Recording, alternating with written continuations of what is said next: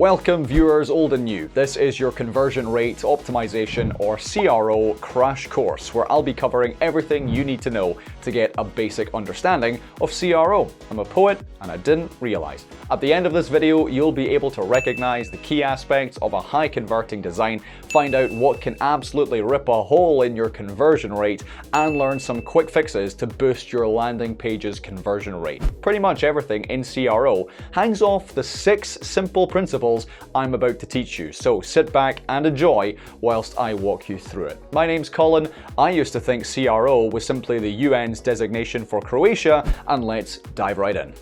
I do think CRO is still the UN designation for Croatia, but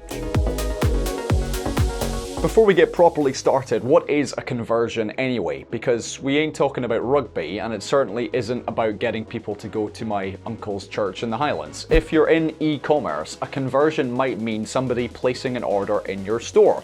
If you're in insurance, it might mean somebody buying an insurance policy. And in the world of online forms, it's going to mean somebody filling in your form. Put simply, a conversion is somebody taking an action that you wanted them to.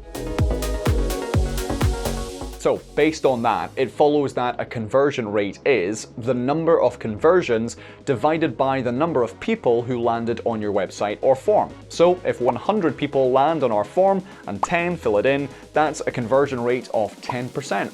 Not bad at all.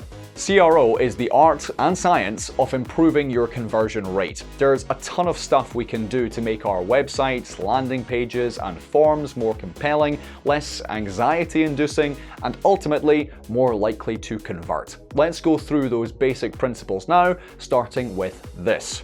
The lift model was created by Chris Goward, president of Conversion.com, which I'll be borrowing from in this video to teach you the core principles of CRO. Okay, so right in the center of the lift model, we have the value proposition. This is really the vehicle for conversion, and everything else around it depends on it. Without a solid value proposition, your landing page or form is destined for failure. So what is a value proposition? A value proposition is the value you promise to your user in exchange for their action. For example, Uber's value proposition is that it's faster and cheaper than traditional taxis. Zoom's value proposition is that it provides simple and reliable conferencing. You get the idea. In this example of a solar panel business, the value to the user is very clear. They'll fill in the form and find out exactly how much they can save with solar panels. Here's a rule of thumb for you. If your form's call to action says submit, or it's not entirely clear what benefit the user receives from filling in the form, then you probably need to work on your value proposition. Although a bad value proposition can absolutely kill your conversion rate, the good news is they're also very easy to fix. Here are 7 examples of the value you might offer in exchange for a user's contact details. Send me pricing. Learn how much you could save. Get your free report. Find out if you're eligible. Claim your complimentary guide. Book a free 30-minute session. Get access to exclusive insights. Relevance and clarity are promoters of your value proposition. In other words, these must be present for your value prop to be effective and will lift your conversion rate. If you're sending traffic to your landing page with Google Ads, the headline on your website should more or less match the ad text. That way, the user knows they're in the right place. Relevance can also be, well, relevant when considering your homepage text or audience. Going back to the solar example, we'd expect our campaigns to perform pretty poorly in the Arctic Circle because, well, it's simply not of any use to that audience. Clarity means that your landing page or form must be clear, both in terms of content and design. In terms of content, your value proposition must be clearly communicated. You should make use of benefit-driven copy rather than listing a bunch of features that may not seem relevant to your readers. CRO design is a whole practice in itself, so I'll avoid attempting to teach the entire thing here. What we're looking for at a minimum is a solid call to action with a good contrast to the background, proper font sizes, and a decent amount of spacing between elements on the page.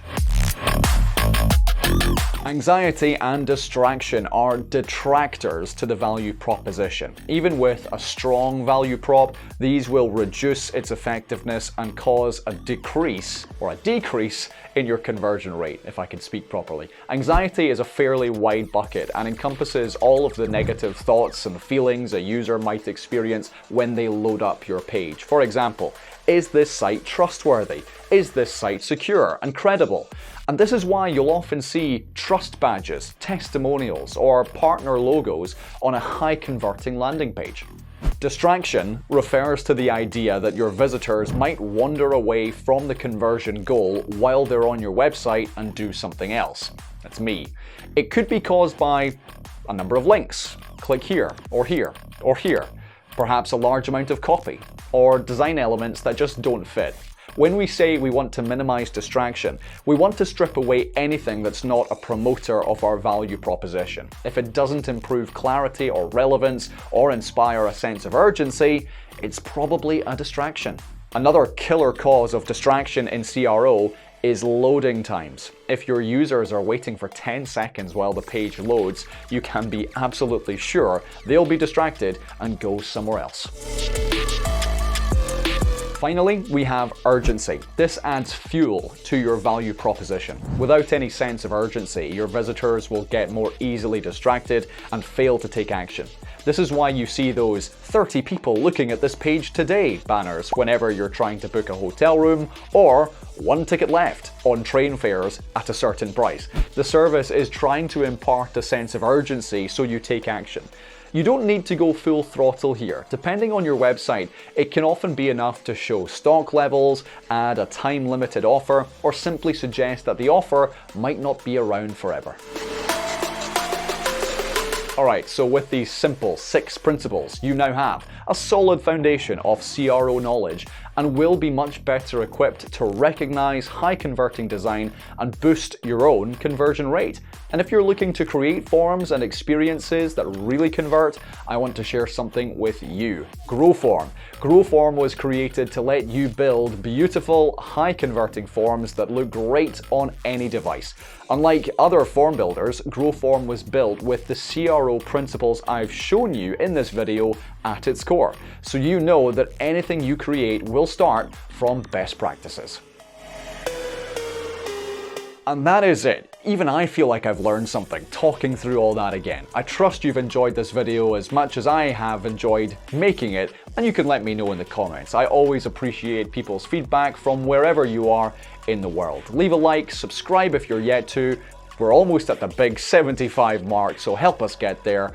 And until next time, have fun out there, and I'll see you soon.